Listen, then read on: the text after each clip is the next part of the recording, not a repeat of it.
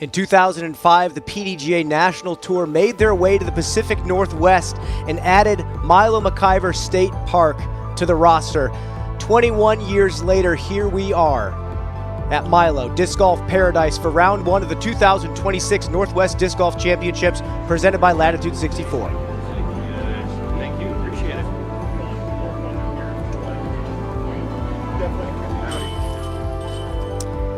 Calvin Heimberg, 11-time DGPT champion. He's coming off a dramatic victory at the OTB Open, taking down Gannon Buhr in a playoff. And there he is, world number one, Gannon Buhr. Seems like he can almost do no wrong this year. 3 DGPT wins on the season, including a Jomez Series win at the Cascade Challenge. Bringing it into the DGN booth, Brian Earhart, 3-time world champion Nate Doss. Nate, you won at Milo McIver in 2007. Tell the disc golf community, what does it mean to you that we're still here after all these years? Well, you called it a disc golf paradise. I would actually call it disc golf heaven. You know, this started a long time ago. This was a private piece of property that was being built into a ball golf course. That project failed. The state bought it, and all these years later, we get to play disc golf down those beautiful fairways with the gorgeous tall trees. It is heaven, and the course that's on it is just as good. It's amazing. Well, the tournament organizers have all said it feels sacrilegious to have to pick 18 holes out of the 36 out there. How are you feeling about the current layout? 12 par 3s, a par 62 they're playing.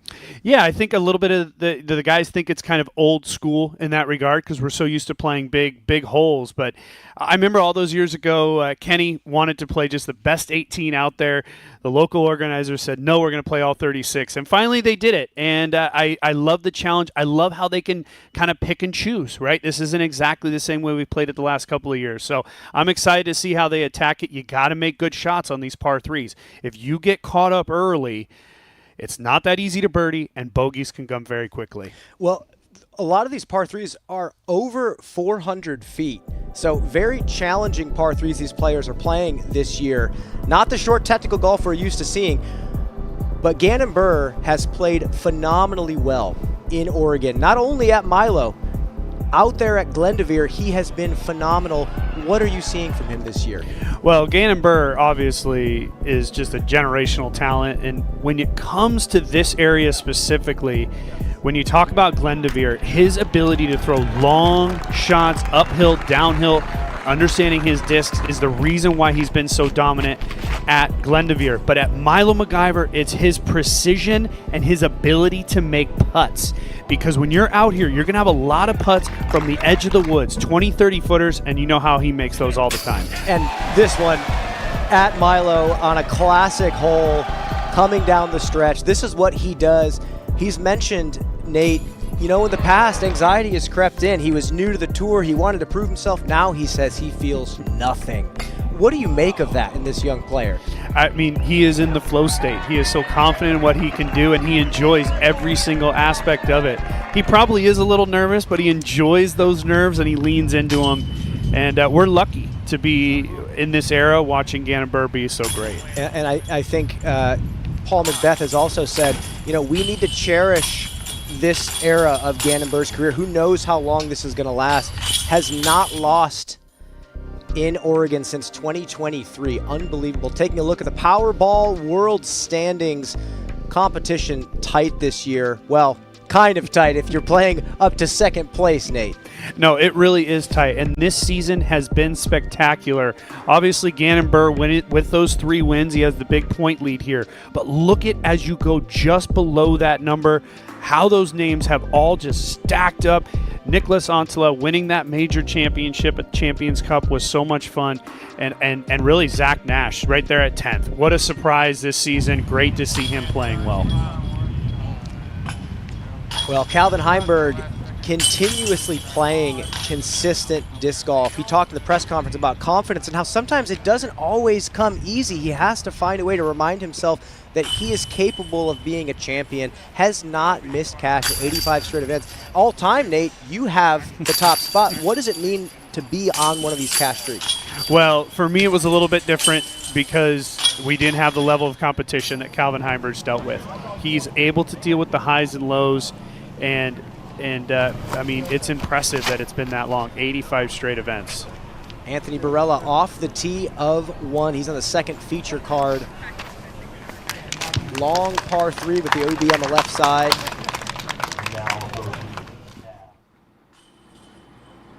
And Luke Taylor, we're going to jump to 18. He's 8 down. Oh, he'll be 9 down. What an impressive start to the tournament for Luke Taylor. Well, Luke Taylor, one of those players, when it comes to the driving categories, slugging percentage, he is killing it this season. The putter not working the way he wants it to, but I know that if he finds that stroke, we're going to be seeing a lot more of this kid. Yeah, and the key here with this tournament specifically is coming to Glendoveer and how big the fairways are out there, and I think Luke Taylor has a great opportunity to win if he can get over to Glendo with, the lead or being near it.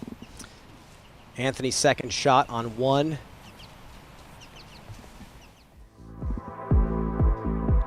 And we're going to flash it back. Lots of flashbacks we can go to. We've been to Milo quite a bit, but in 2017, look how much young Anthony Barella looked like his idol, Paul Macbeth. Yeah, no doubt. I remember AB as a youngster. He was certainly idolizing Paul, and all these years later, I think Paul would be very proud of where Barella has gotten to. That hole right there we're going to play today, and he threw it perfectly. But Barella was a talent even back then. He took a little bit of time off, wasn't quite sure if disc golf was going to be the future for him, but we're so glad that he came back. This is an impressive shot. This is the original genius hole, him getting all the way down there within the circle for eagle. Well as he's played here in the past, he is not on the list of past champions. Last year was the year for him to do it. It was a heartbreaking moment, missing a short putt on the final hole. Gannon ended up taking down the championship.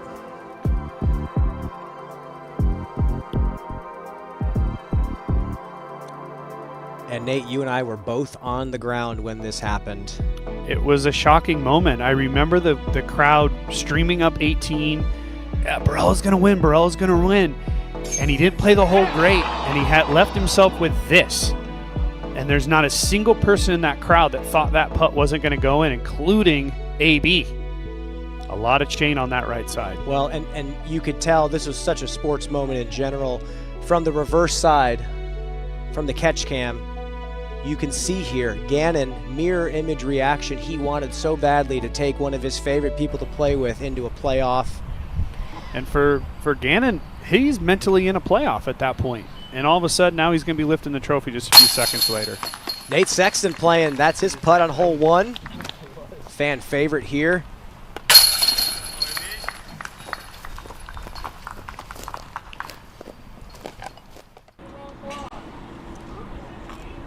Braden Sides, his third shot. This is a combination of that genius hole and the one after. Almost an eagle throw-in. Yeah, lovingly known as the evil genius, now hole 18. Taking a look at Braden Sides, formerly a W.R. Jackson local, now out here on the Disc Golf Pro Tour full-time. Solid start to the day. Impressive to go bogey-free out here because, as I said, if you get caught up early on any of these holes, taking a bad kick, it's hard to get up and down, especially on those par 3s. Very impressive start by Braden. Taking a look at the leaderboard here. There is no escaping it. You're going to have to go low if you want to go into round 2 close to the lead. So much talent.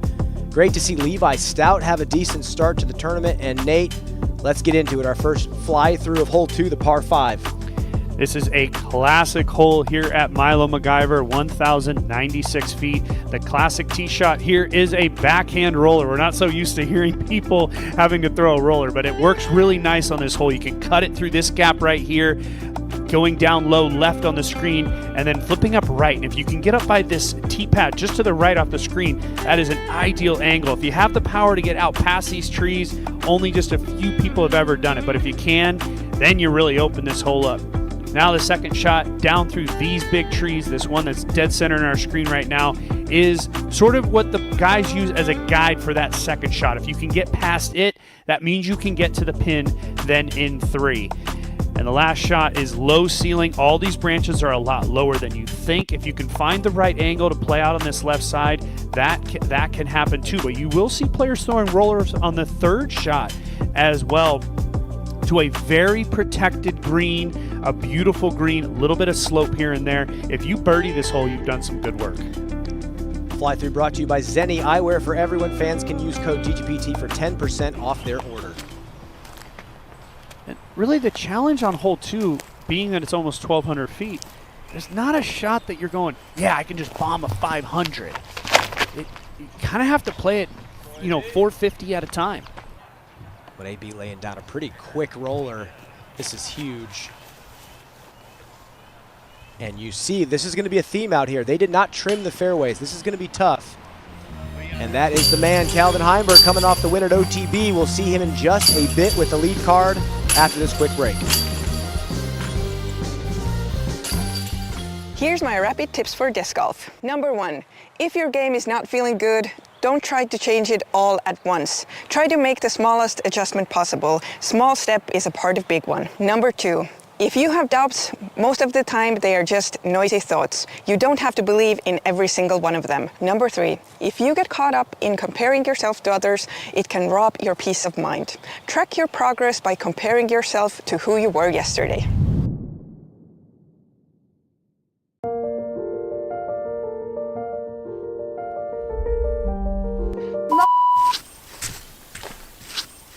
Hey, Daddy, where's this wheel sack come from? What? There's one right there. Got a fresh load of stalkers here.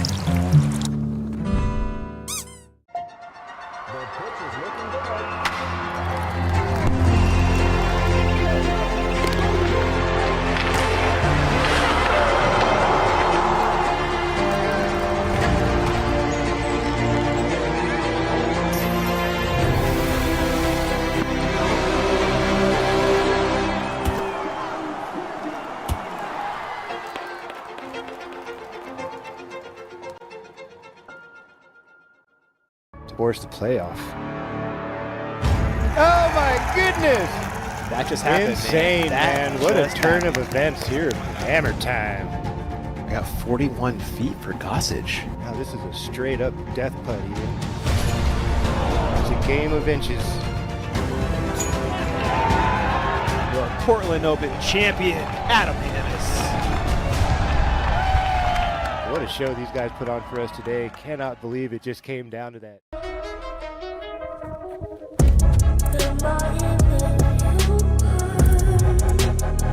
Oh my God. Calm down already. I know they are consistent, so I will just do the same thing and we'll fly the same.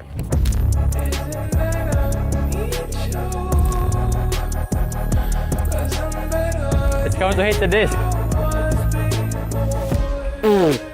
There we go. PD3. If you design, if you test, if you manufacture, there is only one technology partner you need. TriMet Group is the leading provider of design, engineering, and manufacturing solutions for thousands of companies across North America and Europe. Innovation starts here. TriMetGroup.com.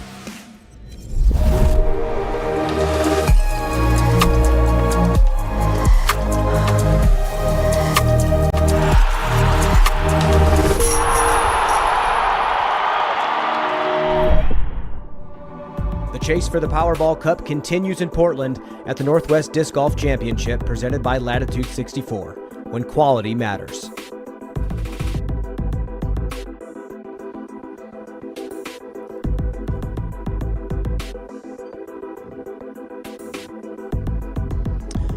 Taking a look at the leaderboard, Luke Taylor, your early leader in the clubhouse with a 9 under par effort. Let's hear from Luke.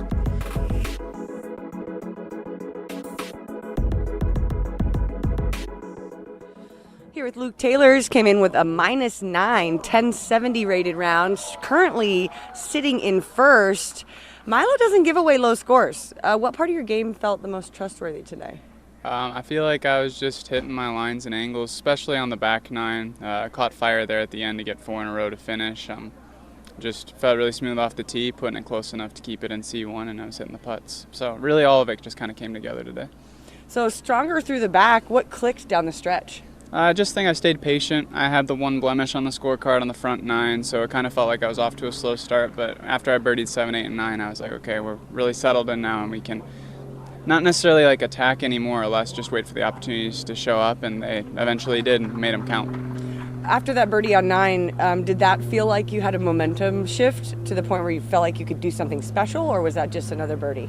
For me, 9 was just another birdie. I think hole 8 was actually the birdie where I was like, okay, like we're officially settled, like we can do this, and I just threw a great upshot from the middle of the fairway, and that's obviously a very hard shot with a high backhand flex. So just executing a really hard shot there and getting the birdie after birdieing 7, which is another really tough get, I was like, I'm just going to keep throwing my shots, and if they keep working, we're going to birdie a lot of holes. Have a great season going so far this year. What does this mean for you as you continue on? If you could make the lead card tomorrow, what would a podium finish here mean for you?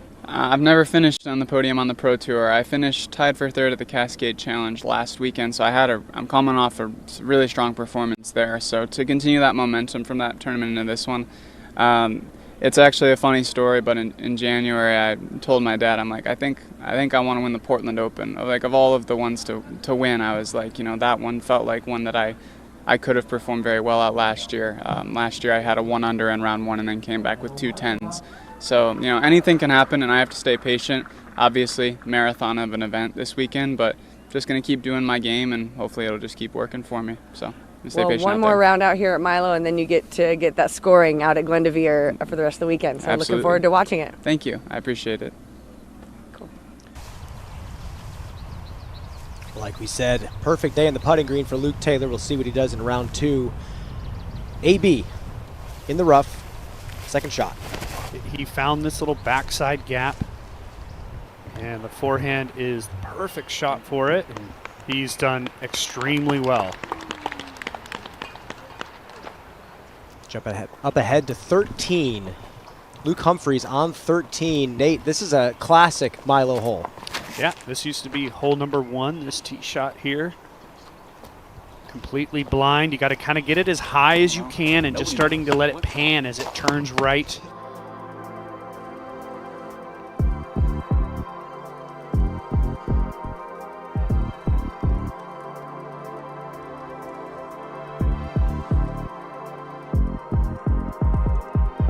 Taking a look at Luke Humphreys' scorecard, neg 6, no bogeys. A lot of bogey-free golf we've been seeing so far. I would not say it's too easy to do that out here. No, we talked about it with Braden, who got through the course without a bogey at that 8 under score. Currently, Luke doing the same. With all of these par 3s, anytime you get caught up early, it is tough to get up and down. You're going to put yourself in a tough position a lot of times. So if you're clean off the tee, you can have a good round.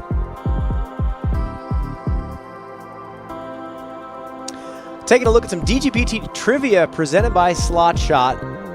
Paul Macbeth and Ricky Wysocki went to a playoff at the 2014 World Championships. Who were the other 2 players in the final 9? Visit playslotshot.com to get yours today. I actually, I really wonder who it could be. One of the classic final rounds of disc golf you will ever watch. It is up on YouTube. If you haven't seen it yet, pull up another screen and watch some dramatic disc golf get played up there at Blue Lake. Flying over the mighty Clackamas. One of the most serene places I have ever been to witness, commentate, and play disc golf. It is truly, like Nate said, disc golf heaven out here in Estacada. And that's the classic swimming hole just right there on the right side. You see that big shelf that you can walk out there. The water is completely freezing, but after a long round of disc golf, it's nice to walk down this little hill and put your feet down in the water. And then, of course, you have the warm-up area, basket of 18, a tee pad of 1 right there, center screen.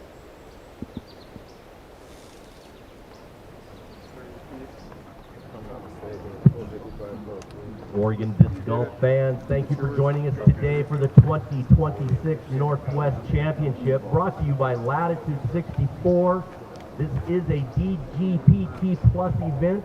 This is the feature card. First up, from Urbandale, Iowa, he is the two-time defending champ of this event. This is Janet Burr.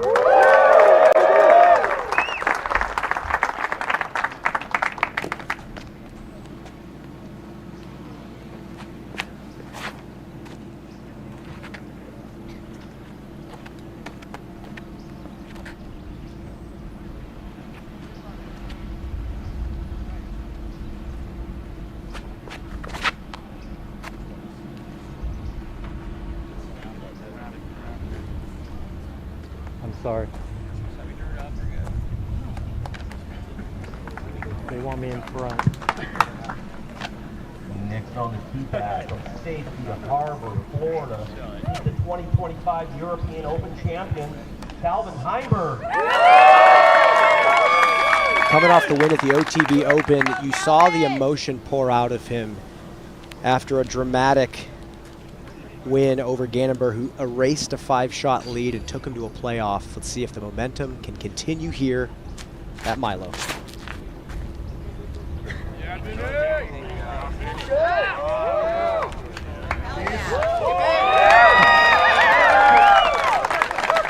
And they clap. There is out of bounds right there, unfortunately. Next up on the tee pad from Lawrenceville, Georgia, he's a two-time world champion. This is Isaac Robinson.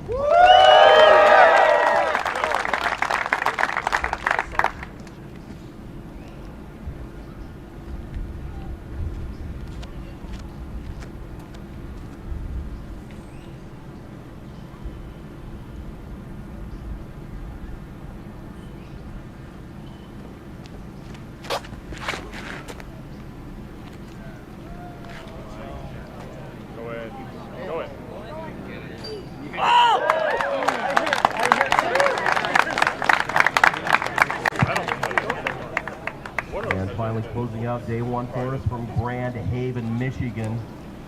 He's the 2023 USDGC champion, Kyle Klein.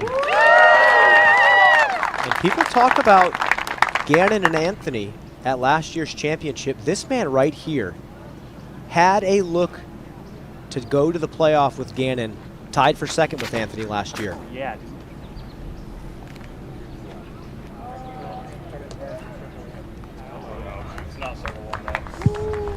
Thank you all for coming out today. And we are off with our lead card. Saturday and Sunday over at Glenda's for round 3 and 4. I've never done that before. Yeah.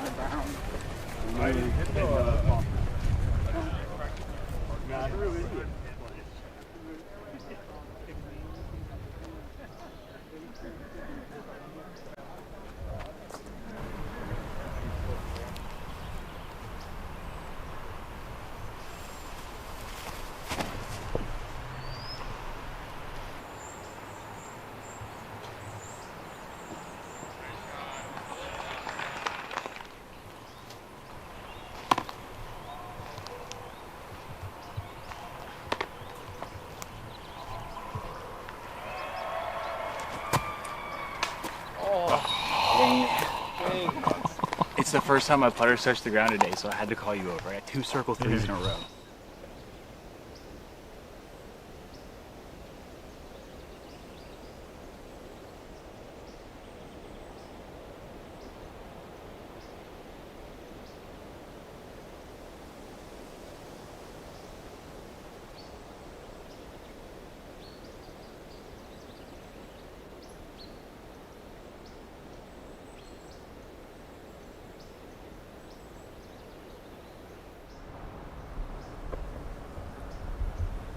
Somehow still gonna go to the jump putt. Really changing what's possible with just being able to jump putt from close to 200 feet.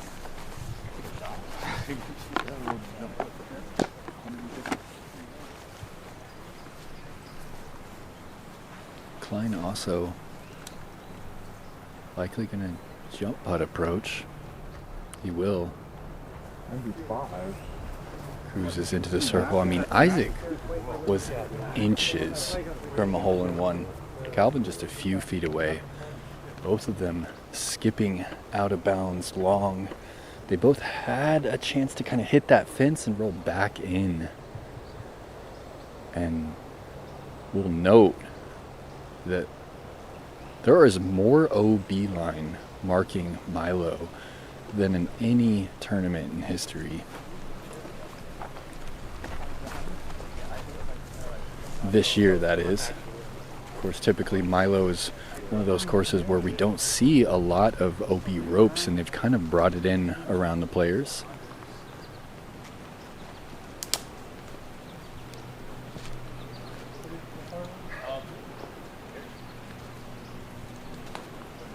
Calvin and Isaac still looking for their discs. We're looking for mine. Yeah. You said mine was this way. Okay, I got it for you. Sweet. After they take their meter, they're both looking at maybe 26 feet left for the par. Yeah. Probably me, Calvin, back here. Yeah, you can just around that. Absolutely zero wind this morning.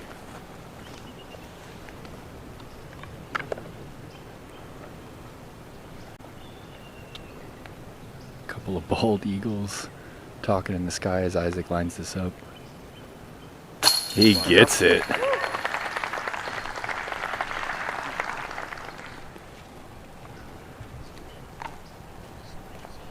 Guys go over here? Yeah. Oh, it's good.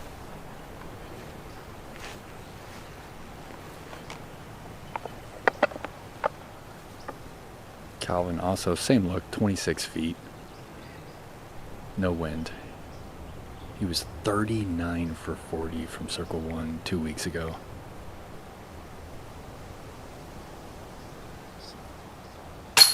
And he'll start off with the Circle 1 par save today.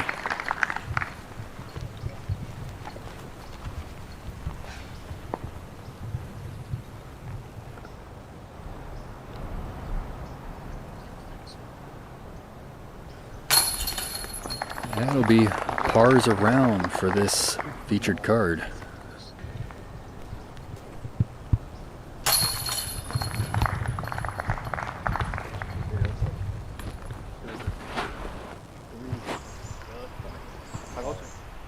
And up ahead, Anthony Barella for birdie on the par 5. Not going to happen.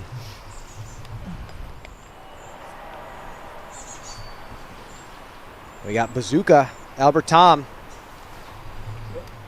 Wow, beautiful.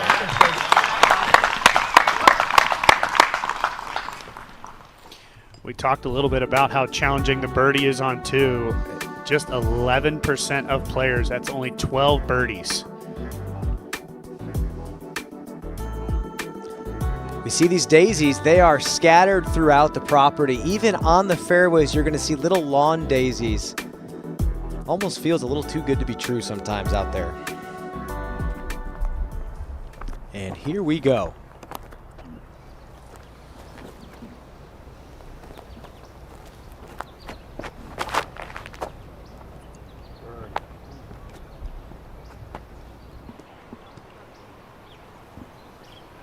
That's what these guys are looking to do here on 2 with the backhand rollers, to get it to finish right. You saw with Barella how straight he went. He got caught up left. Still give himself a look at birdie, but if you can get it to flip around this corner and get far right, the angle is significantly better. Well, you know when Calvin's throwing a roller, you know that's the shot. He rarely throws something like this unless he has to. And that is great. There's that tee pad. You can barely see it in the shade. If you can get to that tee pad, you've done as good as you can do. Now, is there an option to throw a hard flex and end up in a decent spot? Yes and no. It's a significantly more difficult shot.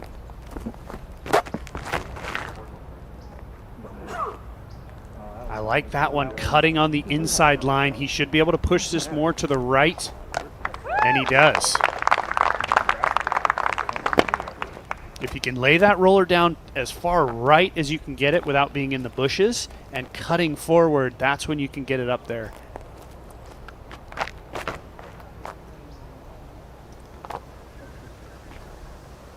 That looks pretty too if it's flippy enough.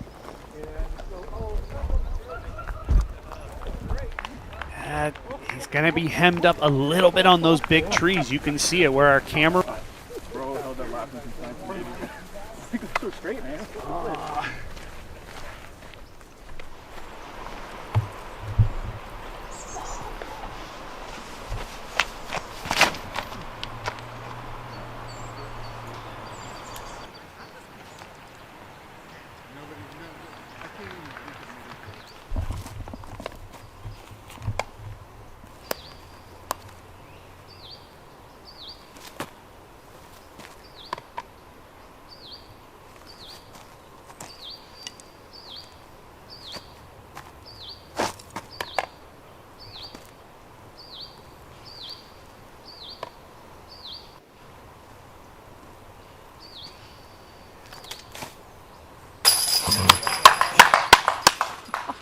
Goes again.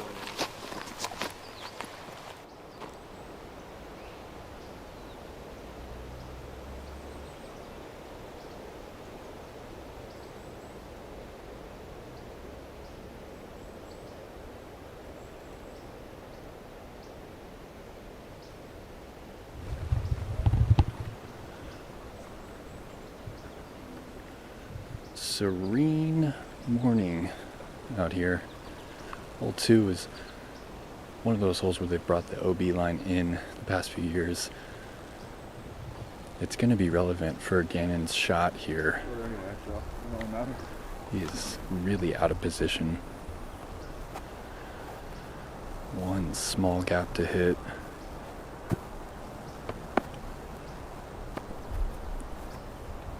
Going with the sunny breeze.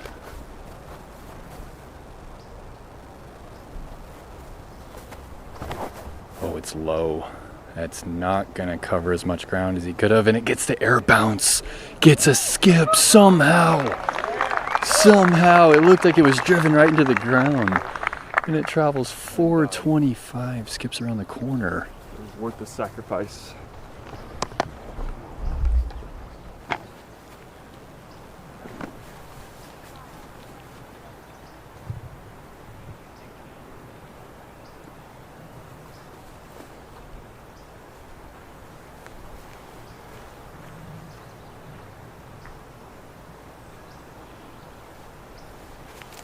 Calvin has a great angle for the power forehand. This is also low and needs to get back on edge quick.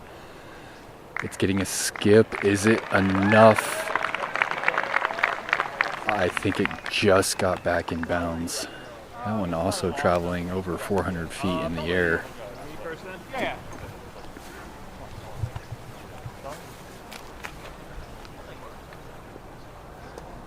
I'm telling you that after the crowd cheered right there, they scared a bald eagle directly ahead of them. And it is just flying over the fairway right now as Isaac lines up his second.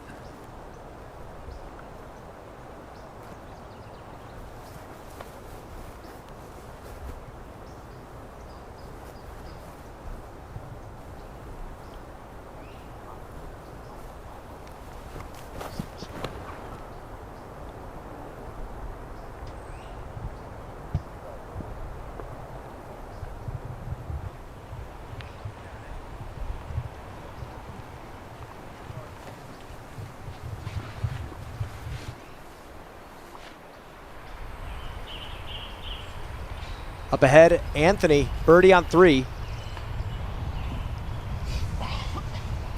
3, the classic mound hole, just shy of the mound. Klein, he was a little hemmed up on these trees, but he's found this nice gap. Power forehand. He should love this. Very nice. Around that big tree, that one that you see dead center of your screen is the one they use as a guide. If you can get past it, that third shot is attackable.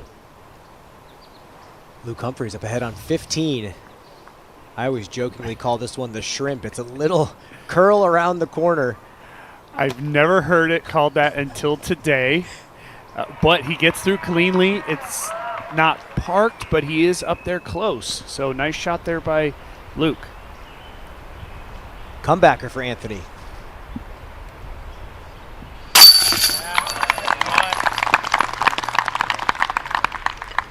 And it's been the putter for Anthony this season that has kept him out of the winner's circle. And there's the bald eagle. That's a good omen if I've ever seen one. They love living right here near the Clackamas River. Great fishing. I want to live next to the Clackamas River.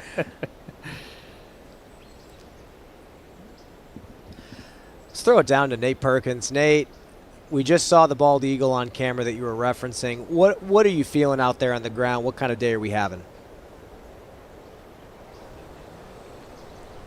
It really is a paradise. We're looking for Isaac's disc over on that right side. And you can't really see on camera, but there's a solid 50-foot drop-off beside the cliff on hole 2 down to a little offshoot of the river. And on a good day later in the summer, you can actually see the steelhead in the shallows running up the river right here next to hole 2.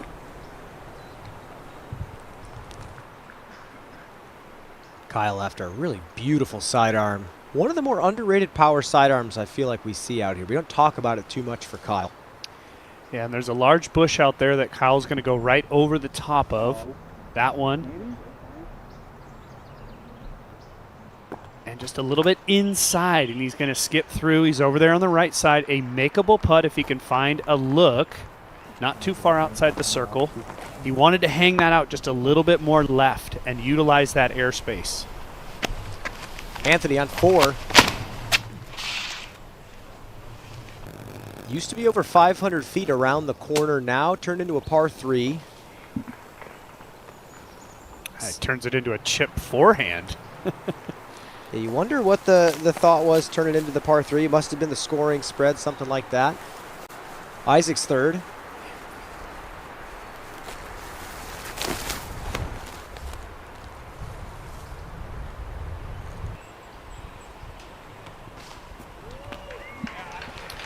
And what a shot from the tall grass. You can hear his feet kind of trudging through. It takes a lot of body control to throw that shot from there. Yeah, definitely the upper body did a lot of the work there. Burr, see if he can hang it out left. Yes, he has, utilizing the airspace. And a better result than we saw from Klein. Probably just a little bit more in the wheelhouse of Burr's distance there. Felt a little bit more comfortable with it. Up ahead, Nate Sexton, 375 chip forehand. Sounds pretty good to me. Well, and it should be said that the hole that we've played in the past, as that's a nice shot by Nate, was still a par 3.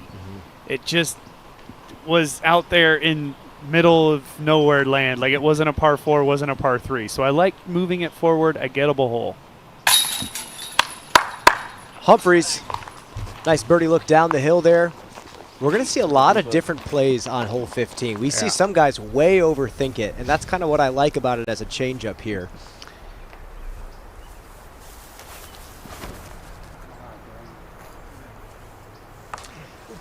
Instantly out of the hand. Too early for Calvin. That'll be double frustrating for Calvin because he was way out there. Relatively easy shot. And now he's pretty far back for even the birdie as Sexton gets his first birdie of the round on the par 3.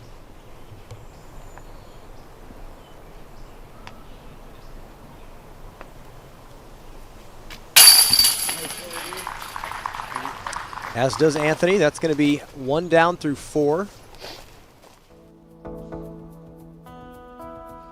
It's more daisies for you. Looking at the leaderboard, Luke Humphreys sitting in a wonderful tie for second place. He's through 15 holes at 8 down. That was a bonus birdie on 15 for Luke, especially making the putt. He got through cleanly with an opportunity to push his round to double digits. First guy we've really seen with that opportunity. Very disappointing there for Calvin Heimberg. He was in a number 1 position, and just chipping up for par. Not great. And we were mentioning Kyle last year being in that 3rd place position. In the final round, I mean, he put on a charge, right? AB and Gannon were sort of going back and forth. Wasn't quite sure who was going to win. And Kyle just slowly came up. That's the experience of a major champion, never taking himself out of it. Now, you heard Klein say it's not very good, which means he didn't get that good lie that we were thinking that he might. But he can still see the basket if he can zing one in there.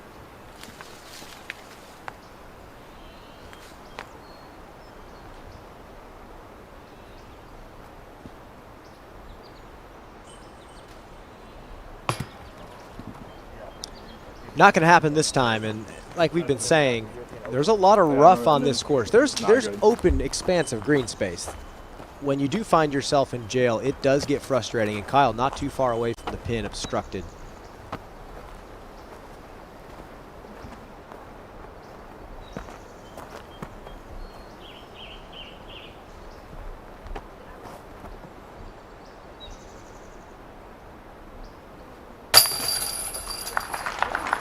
Right in the bottom hole, birdie for Gannon.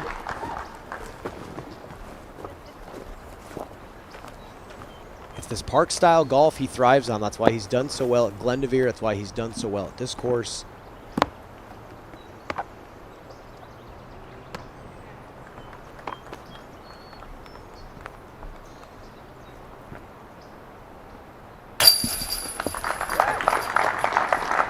And Isaac going to make good as well.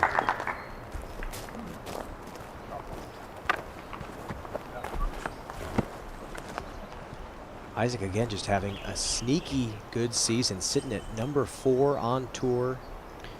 7 top 10s and 9 starts. Yeah, I mean, and just think about no wins for him and in 4th place. That's impressive consistency. He's waiting for the major. Yeah, exactly. He's waiting for the majors. Yeah, he's waiting for that world championship, isn't he? I always joke that these are just meditations for him, these tournaments. Taking a look at the DGPT trivia presented by Slot Shot. Paul and Ricky went to a playoff at 2014 Worlds. Who were the other 2 players in the final 9? Nate, do you have a guess? Well, I know for a fact that one of them was Paul Ulibarri. And the reason I know that, well, are we giving away the answer? I thought that was answer time. Maybe Did we we just already remind answer him the again. question? Okay. There it is. All right. you guys got me there. Yeah, Paul Ulibarri, myself, and Paul and I had a little mini battle. I actually came back and snuck in there for 3rd place on the last hole of the final 9. But honestly, that whole day was all about Ricky and Paul. And, you know, Yuli and I were just, well, I hate to say it, but second fiddle. Honestly, that was the first hole of the final 9. It was a fun day, man. It was really cool to play this World Championship here in Portland. One thing I got to say, the crowd was unreal. And the crowds all the way back to 2005 have been so knowledgeable of the sport and so big.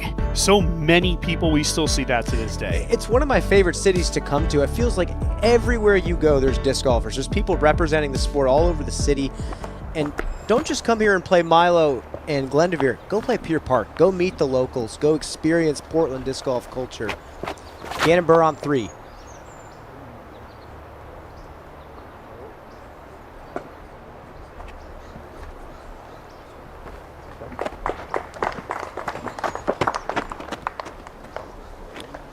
Well, Nate, they're protected here on this tee. Is there wind that affects the green that you don't feel from the tee? Yeah, no question about it. Very protected on the tee, and then the pin is up on that mound. As we love to call this the mound hole, that's very unprotected. Isaac. You kind of just have to use your senses, right? You know the classic wind direction as he gets it on the top of the mound, and it power skips off that top of the mound, so he'll be a little long. Ideally, you check just into the front side of the mound, which is going to slow you down that uphill slope. It's right at that distance. You're kind of between speeds of disc, Calvin. Yeah, I like here on 3 taking the fairway driver and just cracking it as hard as you can, trying to get it into that hillside on the front side of the pin. Calvin is going to play to the short side. Kyle opening up some space on the left. Interesting choice for a really solid backhand thrower. Yeah, he can use a little bit of airspace here. He's going to keep it low, and that's going to drift off right. I mean, you get up to 400-something feet, 450. It gets touchy to keep those lines accurate compared to the backhand. An interesting choice. You would have to think that choice was based on disc selection, just like you mentioned, right? Not quite comfortable with the backhand on the fairway driver, maybe getting a little too long. AB, hole 5, par 4. And that's a dime. That's pretty. Yeah, getting into the sunshine here on 5 is goal number 1. That big tree in the center of your screen, that's the one you want to get past. Sexton has been doing this stuff for a long time. I talked to him at length about the roller and the presser and said it's just been a long progression developing that shot. Out of necessity, he jokes. Yeah, he's the one guy kind of holding that roller shot down for all of the mid-2000s and 90s players out there. Does it with great skill.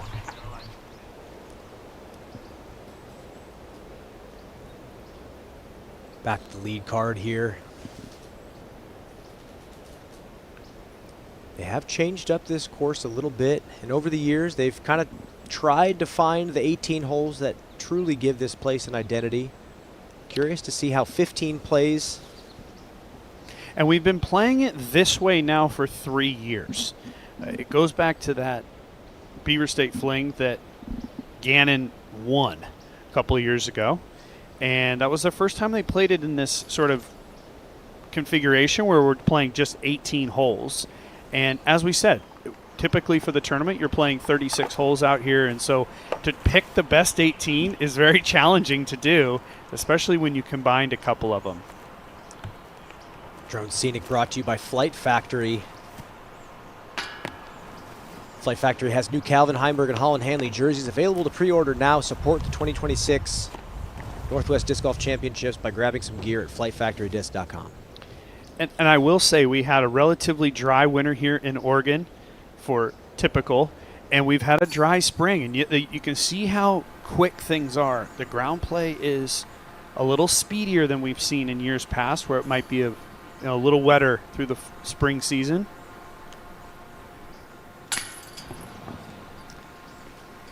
Not going to happen for Kyle, and this is one of those greens you're just lucky to stick on top every now and then. Hit metal, frustrating roll back. And actually on that direction that Kyle was putting, there is out of bounds on that direction. Had he rolled potentially, you can find OB pretty quickly. Calvin looking for his first birdie from 36.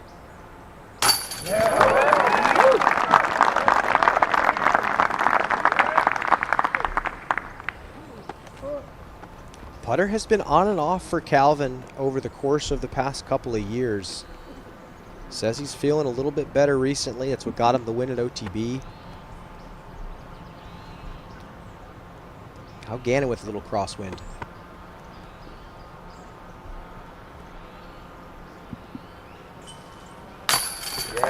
Effortless.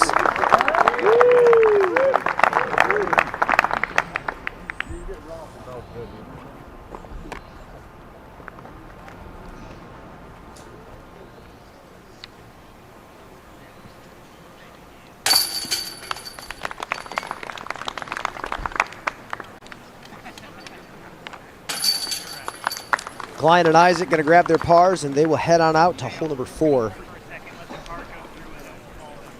Look at this putt from Gannon, Nate. Just effortless. We were talking about no nerves earlier. The guy just lets it fly. Off the tee, around the green. He's not worried about the slope behind the basket. Just like AB on the previous group that we saw play hole 3. he let that putt fly, and he's confident he's going to make that comebacker. That was our close shave replay. Little skipper on 16 from Luke. Now Anthony, second shot on 5.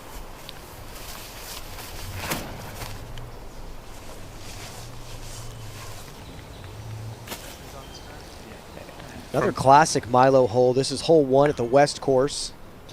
Yeah, it is. And you are throwing over out of bounds right here. There's a corner of a little road right here.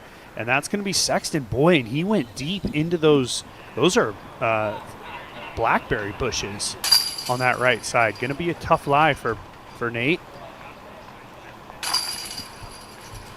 And Humphreys staying at 8 down, clean. 2 holes left to play. And take a breath. Luke Taylor still in the clubhouse at 9. Humphreys 2 more chances to catch him. And let's take a look. Hole number 4. Yeah, and as you said, this year at par 3, well, it's always been a par 3, as I said, but a lot shorter this year, 375 feet, that big tree in the middle. You have to go around.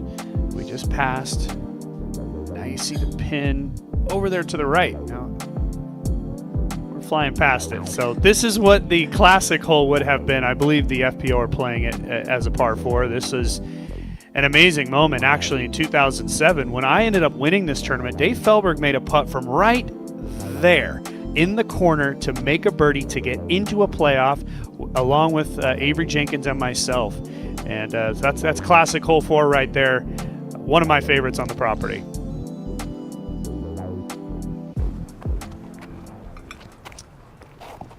And while we watch Gannon line up this forehand here on 4, Nate Perkins down there on the ground, what's been the chatter you've heard from the players stepping up to this new hole that they're playing? It's a pretty significant change. I would say that makes it puts a little bit more pressure on this tee shot.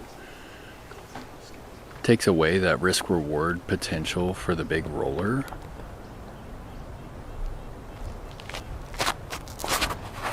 Calvin kind of in between 2 lines here. He was looking at the forehand going eagle, and this is going to unravel way too quick. He's going to be looking at nothing. Honestly, it's going to be a potential basketball putt over the top. He's closer to 50 feet.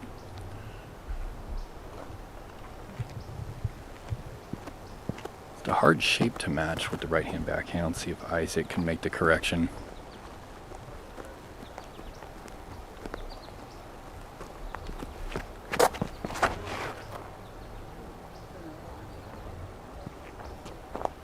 He's going to find the circle.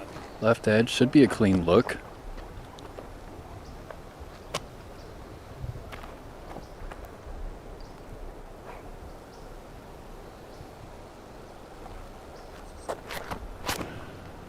And that's low from Kyle. Gets on edge, somehow skips out of the lush fairway. Power forehand will do it on this new position. I don't believe, Doss, we've ever seen a basket over here. Yeah. I don't know. Up ahead, Nate Sexton on hole number 5. And people also forget, he's been a little bit more selective with his tournaments. 10th place last year at the Northwest Championship. Yeah, Nate made a great run last year. Considering the year before was the end of his long cash streak, which had been forever. And he came back last year, played extremely well. Here's AB for his birdie. Nice.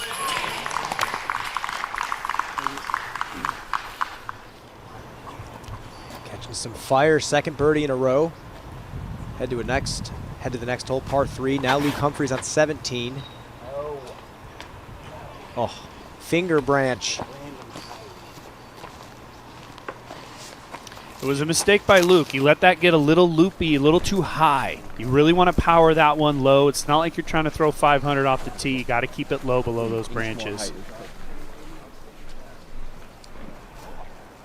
8 consecutive years with a major Elite Series win.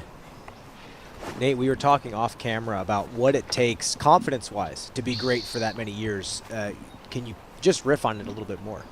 Yeah, certainly. I think with Calvin Heimberg, he doesn't have very many highs, but he doesn't have very many lows, just as far as his demeanor, right? He doesn't allow the really great things to get to him, but also not the bad things, and that's one of the reasons why he's been so successful for these 8 years. You know, Calvin's had a lot of close calls where he could have a lot more wins. I think that's why you see that emotion last couple of weeks ago down in California when he took down that win in at the OTB, but also the emotion we saw in Estonia last year. That was breathtaking. I remember asking my first year doing interviews, I asked a foolish question. I said, do you care about legacy? And he said, my career's not over yet, but also I only care about titles. That's what I want. First place. Isaac for birdie. Yeah, I know. Like, how's that a bad game? And just low from circle's edge. I think one thing we really haven't mentioned here as far as the forehand is concerned is how close that OB is to the right. You can see it just beyond Gannon. It's about 15 feet. So if you don't push it out too straight, you can skip OB right. Something to think about for tomorrow here on hole 4.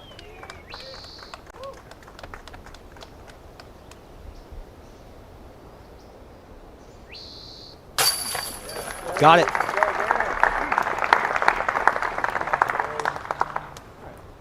And Gannon over the years has developed such a universally skilled forehand, and it's such a weapon compared to the backhand he also has and has used for so long.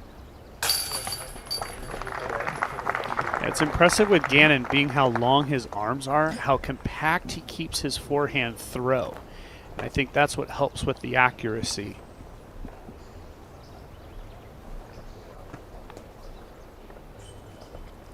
Though it's not a green we've seen before here on 4, it is pretty. Yeah. All the ferns right there. Very classic green here at Milo MacGyver. And it kind of felt like he was Sasquatch in the woods there for a second. I couldn't quite see him. That was a basketball putt. It looked like it. It certainly went in like it. Ooh, and Luke is hemmed up here pretty good. It's going to be hard from this corner of the fairway to get all the way to the basket, and he was unable to. It is a par 4. He did good work to get here. He's just going to try to chip this up, keep it close. Yeah. Runs away beyond the pin down to the road out of bounds behind the basket. So one more opportunity to grab the birdie and tie Luke Taylor at the top. Boy, I think Luke would just take the par. I think he's going to do what he can to play that hole pretty safe. Now Anthony on hole 6. They've turned a classic par 4 into a 455 par 3. With out of bounds short. So you have to get over that OB if you want to get all the way to the green.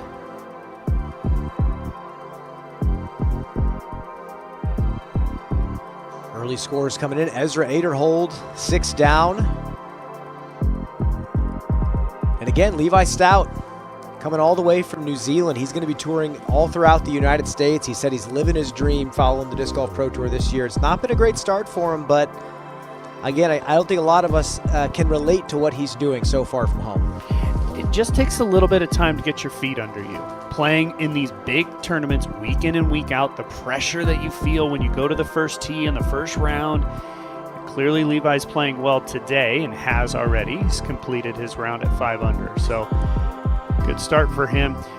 I would say the tournament director's probably feeling pretty good about some of these course changes, seeing that the best score is 9 under and most of the field sitting at 5 under. Nate, let's fly hole 5.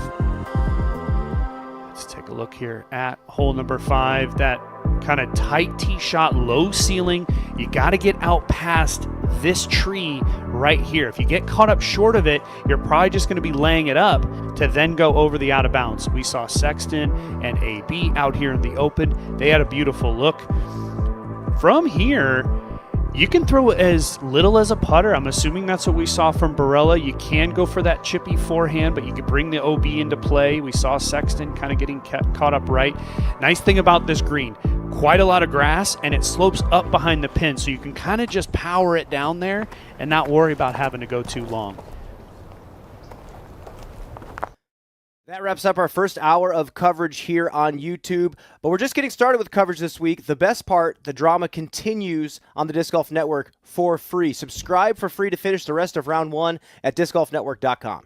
Huge thanks to our friends at Powerball for powering today's broadcast. Head to powerball.com to see estimated jackpots and winning numbers. Could be you.